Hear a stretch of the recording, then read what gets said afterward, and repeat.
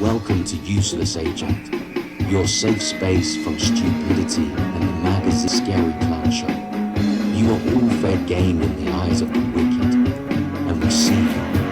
Here we go. Uncle Ray! Oh shit, motherfucker! Hi, Kenny Rogers! No! We suck again!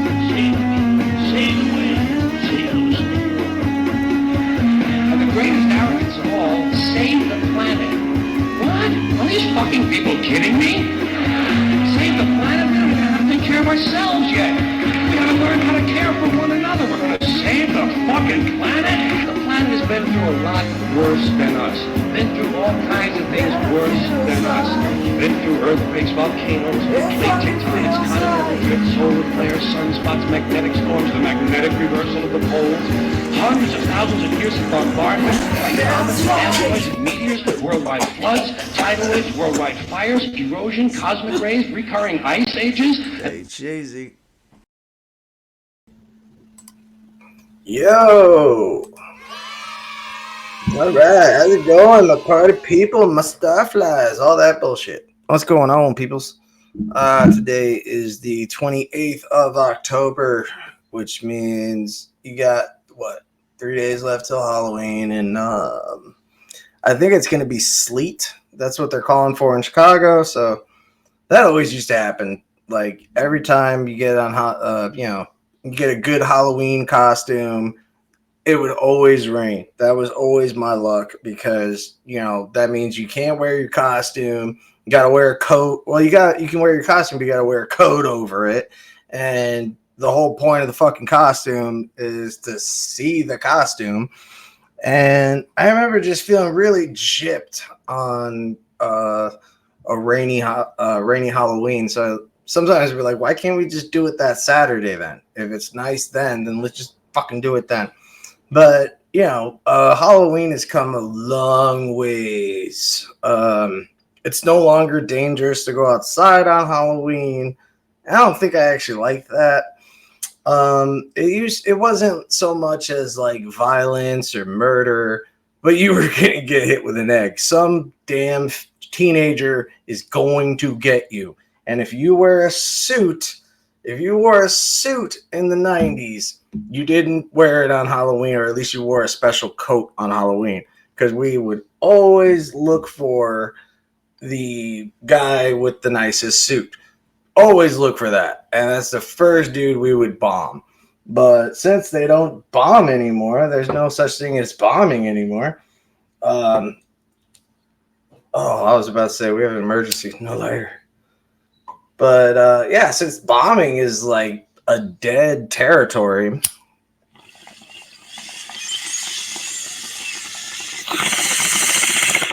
it's a completely dead tradition, and it sucks because that was the best thing about September. When September ended, we looked forward to that because that means bombing season begins. Bombing season used to happen at the end of September, the beginning of October, and it would last until Halloween.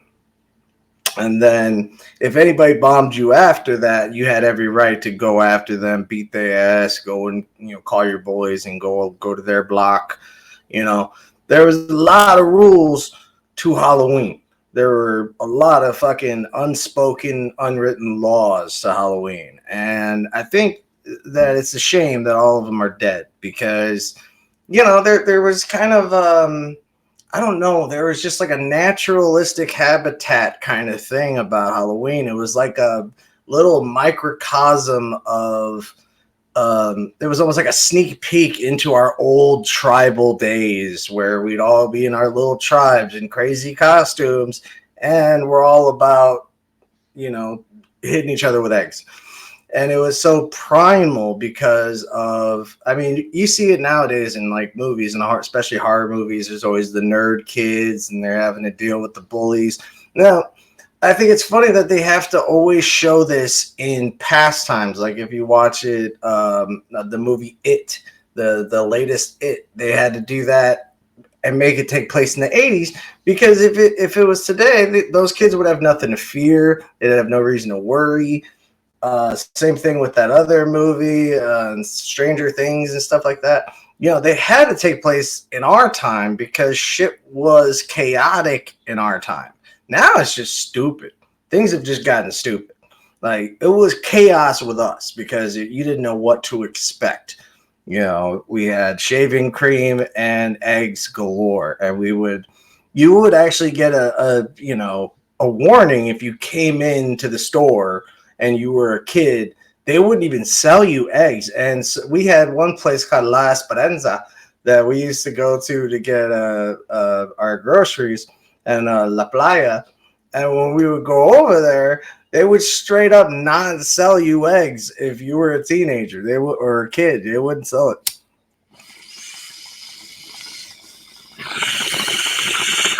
So I specifically remember kids getting kicked out of stores and trying to say, but it's for my mom. And they're like, nah, get the fuck out of here. We know what you're trying to do.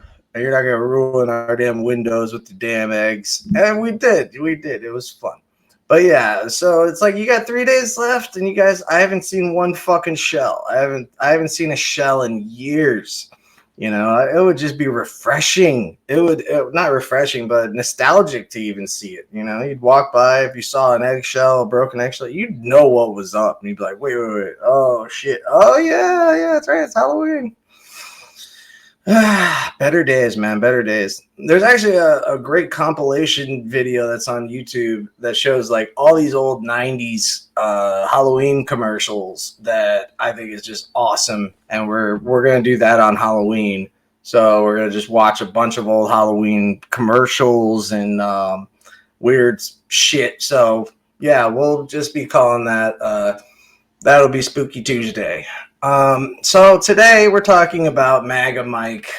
Now, MAGA Mike is obviously now known as Mike Johnson. He was a previously lesser known guy who managed to beat the second most popular kid in school, Jim Jordan. And I really hope that guy is crying in a pillow somewhere. I wanted the most miserable job. You know, somewhere out there, Boehner is just fucking crying in relief that nobody's calling him. If you remember, John Boehner cried on the fucking floor of the House. That's how miserable that job is, to be a Speaker of the House. So, yeah, with that said, let's go ahead and move into area number 1, which is going to be basically how this started. So MAGA Mike, turns out Mike Johnson has a white son and a black son that he adopted. So he has 2 boys and 2 different races. So he's obviously going to have a different point of view than this, you know, the Republicans' normal status quo. So when you have the kind of happiness that they showed with the old lady yelling, you know, oh, shut up, you know, that old lady, when you put that kind of confidence behind someone like that, you expect, you really did it. I expected a lot less from them. I expected some very ugly shit. And I expected to hear division and hate. Instead, we get to hear an actual refreshing side because for the first time, I think ever, a Republican is actually acknowledging racism. Like, this never happens. And this would, of course, be the reason why Mike is in trouble. Now, Mike is, of course, in trouble.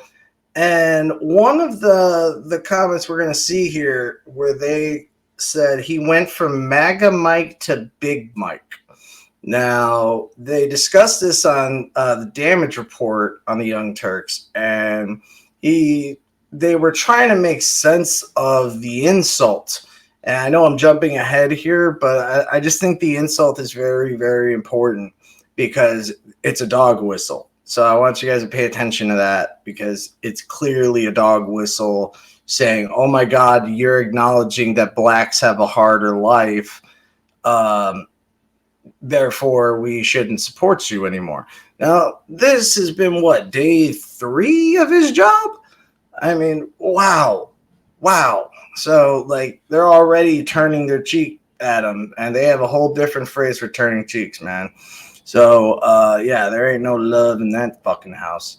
So let's go ahead and check out what he has to say. And I think it's actually refreshing. It's amazing for this to be coming from a Republican that actually has the benefit of hindsight and the benefit of a disposition where he has a son with a different color skin.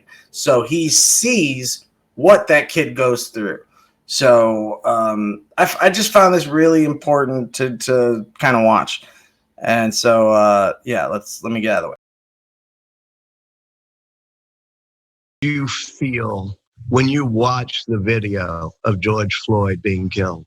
I was outraged. I don't think anyone can view the video and objectively come to any other conclusion but that it was an act of murder. And I felt that initially, as everyone did. It's so disturbing. And, you know, the underlying issues beneath that are something that the country is now struggling with. And I think it's something we have to look at very soberly and with a lot of empathy. And I'm glad to see that's happening. Wow. Ew. Empathy? I know, right? It's crazy. So, yeah, that's just a little tidbit. He's going to keep going, and I don't know why I stopped. Let's keep going, because let me just skip ahead here. I don't like using other people's stuff. So, again, I agree with Fiona. It's very hard to you know, come to terms with this. It's just it's our surprise. It really is. It's this is a total new thing for us. You have to like give us some time to kind of inhale this, you know. That little sentence alone that he said it was an act of murder on the part of the police. To acknowledge that is a fucking cardinal sin with these people. And so you can't help but be in shock that he is actually he's actually nutting up and showing up for his son. And you can tell that he's doing this because the guy loves his son. And I almost want to like the guy. It's scary. Between his kids. And I've thought often through all these ordeals over the last couple of weeks about the difference in the experiences between my two 14-year-old sons, Michael being a Black American and Jack being white, Caucasian. They have different challenges. My son, Jack, has an easier path. He just does. The interesting thing about both of these kids, Michael and Jack, is they're both handsome, articulate, really talented kids, gifted by God to do lots of things. But the reality is, and no one can tell me otherwise, my son Michael had a harder time than my son Jack is going to have simply because of the color of his skin. And that's a reality. It's an uncomfortable, painful one to acknowledge, but people have to recognize that's a fact. All right, we need to stop. I agree. We need to stop right there because we're starting to like the motherfucker. Now, why is that such a big deal? Again, because we're not used to it. Sorry. So we're not used to dealing with the honesty. Serious. This is just like uncharted territory to see a guy being so MAGA, and yet he's making sense. It's scary. I've never seen any of them make sense, but again, he has that benefit of having that chance to see that opportunity to see the difference. So that's a great position for a white Republican to be in, because you will come to that rationalization and say no to tell me. I like that he said you can never tell me otherwise. And seeing that he adopted a Black child, I don't see how he can be in the fucking KKK or Proud Boys or any of that shit, because you would be just spitting on your own adopted son. But And you have to remember that people like Marjorie Taylor Greene say that he is not a father. Remember, that's not your kid, so you're not his father. And now, if you were to ask him this, Marjorie Taylor Greene made a point to say that adopted parents are not real parents. This goes for all homosexual families. This goes for any kind of family under the rainbow that has a special fucking style. If it's not the nuclear Ozzy and Harriet fucking bullshit, then it's nothing. It is non-American. Well, yeah, none of us really got the Ozzy and Harriet fucking lifestyle. There was no fucking loving dad and caring mom. Most of us lived through shit and, drunks, hobos, fucking, being chased. I was just talking to a friend of mine about the realities of childhood back then in the 90s and then today. Today, the kid is at home playing video games, getting depressed as shit. Back in the day, when it was us, it was our time, we ran the blocks. You couldn't go out without seeing us because we ran shit. And, if we had somewhere to go, let's hold down the liquor store and just chill over there. And so you can call us thugs, hoods, whatever you want to call us, but at least we had a social life. We were breathing fresh air. We had a life. We had things to look forward to during the week. We had shit to do. There was never a, are you available to be, I don't get it. It's like, and now we're seeing people actually crying for having a 9-to-5 job because there's not enough time for their computers and their phones. And it's like, dude, you don't need it. Have you ever been outside? People will tell you that they would not take $1 million because they've been asked, if you gave you $1 million to get off your phone, would you get off your phone for a month? I don't know if I can do it. It's so fucking good to do. Like, I went a solid couple of years without, I think about a solid year without a phone, and I loved it. It was great. No one can contact me. I had no clue what Facebook was. I honestly missed that time because I was so oblivious to the online world of hate that I embraced the outside world of chaos. So to see that, of course, the evil people like Marjorie Taylor Greene would shit all over that guy, if he wasn't in the position he was, is just pathetic. Because, she said so many disparaging things about adopted parents. And, again, anybody that goes against the status nuclear family, the status quo.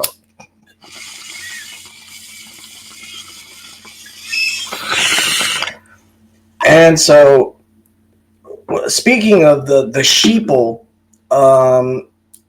it is very prevalent. And you know what? I've noticed that I have not been nearly hard enough on the fucking right or on the left. And I channel a lot of my anger at MAGA, but that does not mean I give the left a fucking pass. They're the most fucking, they're the biggest goddamn letdowns in the world to me, because it's not even offering, false promises. It's trying to promise something and then knowing that you can't do it because it's a conflict of your fucking bullshit corporation and your corporate lifestyles.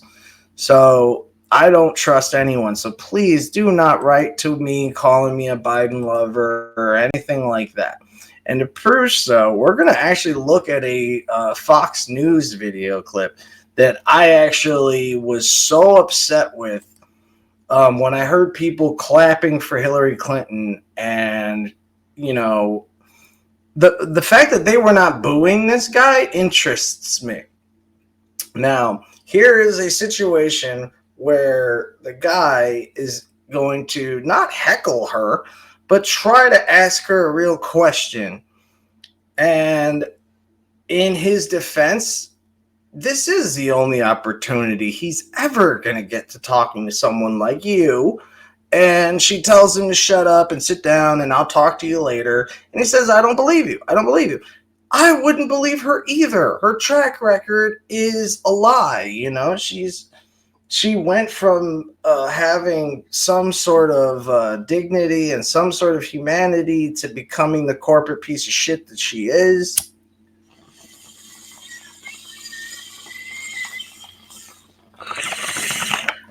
And of course, you know, you can get into the QAnon shit and conspiracy theories about her relationship with Jeffrey Epstein, but that is horse shit because the whole Epstein thing is real. He had those numbers. She was on his contacts, you know, Rolodex, and you know, she was a customer of his, and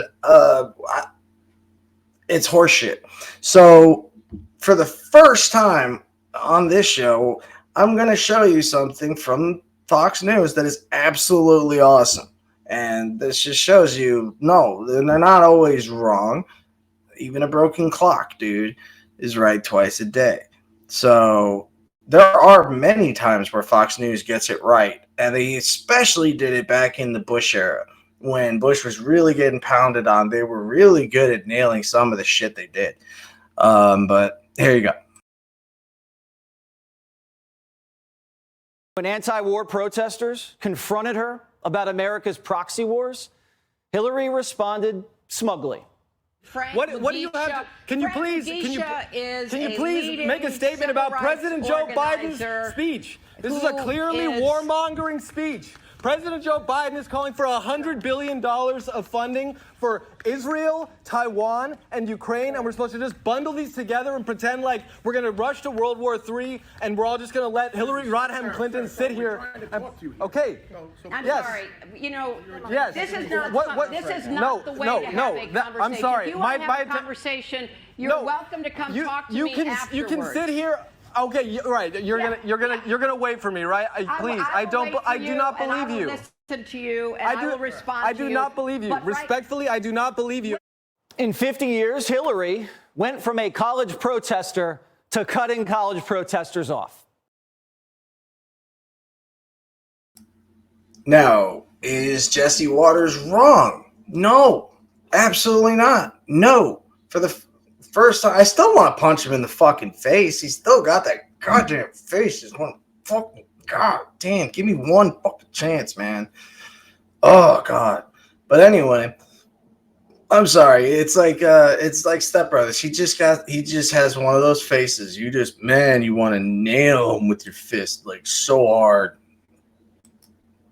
Get off my damn thing. All right. So what we're seeing here is that because I've seen it go a little further, and I've seen this happen so often, and it makes me sick, that a person, our peers, a person that is just like one of us, gets up and tries to speak, saying, look, this is the only chance I'm going to get. This is the only way I'm ever going to talk to you.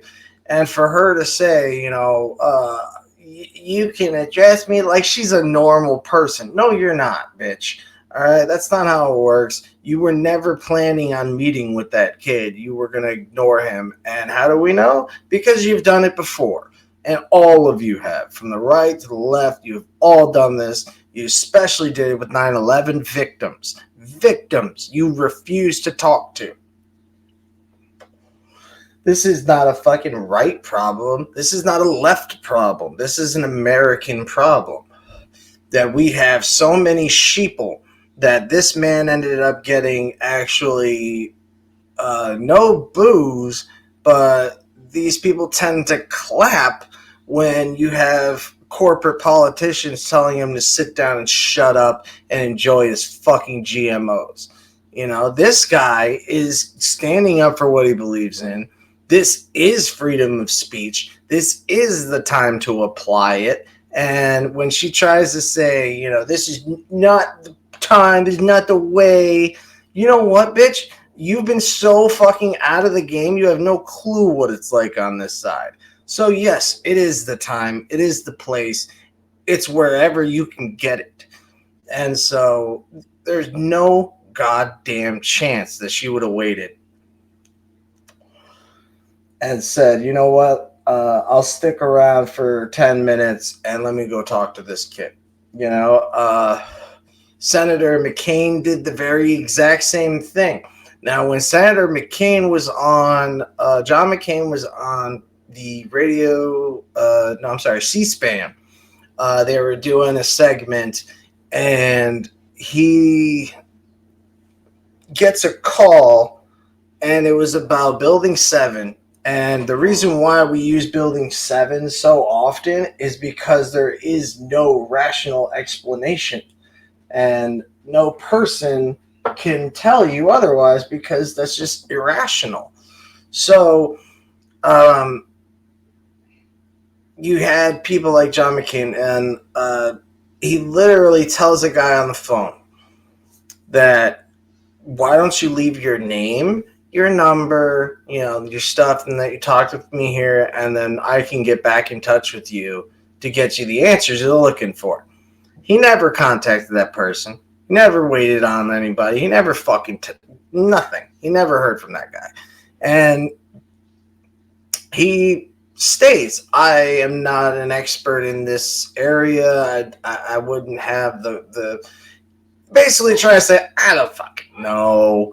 And it's okay to not know, but it's totally different when you're the one that writes the forward for the very 9/11 fucking investigation, saying that you are 100% sure that they did a great job and that they investigated themselves, which, again, you can't have somebody investigate themselves. They're not going to do it. And so this is an example of that, where you have a man who has seen so much bullshit that he wasn't willing to take anymore, and he's trying to get his point across. And if you have the opportunity, you fucking take it. And so he's a perfect example of the right time, the right place. And he nailed her because she couldn't answer anything. She had no response. She had nothing because she was not prepared for that. Now, you have to remember, the entire CIA, like with Operation Mockingbird, all these things happened because of like 2 journalists. You'd be surprised at how small these little problems really stem from that are just trivial bullshit. But I'm getting ahead of myself. Basically, he's saying, look, Hillary, you have information that you will never fucking give up. So I'm asking you to denounce offering more war, more death. And honestly, I've been covering this Israeli thing, and I'm not covering it, but, you know, researching it and keeping up with it. And if I see one more fucking dead baby, I'm seriously, I'm gonna throw up. I can't. It's driving me depressed. And so yeah, you be careful on what you research, because sometimes it's just gut wrenching. And you know, it does put a strain on you. So when you have all of this support for this guy, Magic, you know, he was Magic Mike, MAGA Mike, the great, I don't fucking know. Here is the example of corporate politics. Now, here's a bunch of fake ass people pretending to like him at this very moment. Now, I want to show you this again, because last time I showed this, I named it Alien Super Show to help these guys out. I got 0 views, so that's why I didn't put it in the title. But just gonna let them talk just a second. Please listen to them. They're really funny. And but it's very true. You're seeing a quote unquote united front here, and immediately when asked a basic question, they immediately unload on them. And to them, that's how to handle the press. That's not how to handle the press. That's how to fucking handle the press if you're in a communist country. But in America, we have freedom of press. It's been quite a process. Democracy is messy sometimes. Like a killing floor. But it is our system. It almost wasn't the system. You tried to make it not the system. He's surrounded by the best and the brightest. God, all these sugar cones. They're all cone, no ice cream. But you're going to see this group working like a well-oiled machine. I love how his sentence contained an error. He was like, this group will be working like a well-oiled machine. Huh, funny. Mr. Johnson, can you help lead the efforts to overturn the 2020 election results? Will you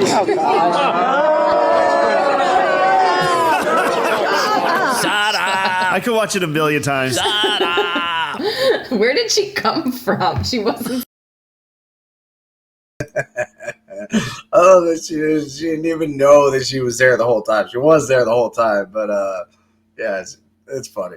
Definitely a show I highly recommend. You check out. It's on the Midas Touch. It's a Ben Meiselas show. It's really good if you are anti-MAGA and pro common sense. So I just wanted to end that with a good way to say that's where this is where we stand right now, in a very confused and a very strange position, because on one hand we have a side of the government that can't govern, and then the other side that's trying to govern but sucks. And then you have another, there's so many webs inside the webs. The minutia itself goes on for miles. And, it just will end up feeling like a dark, dark hole. And that's exactly what these fucking people have in their fucking chest. Seriously.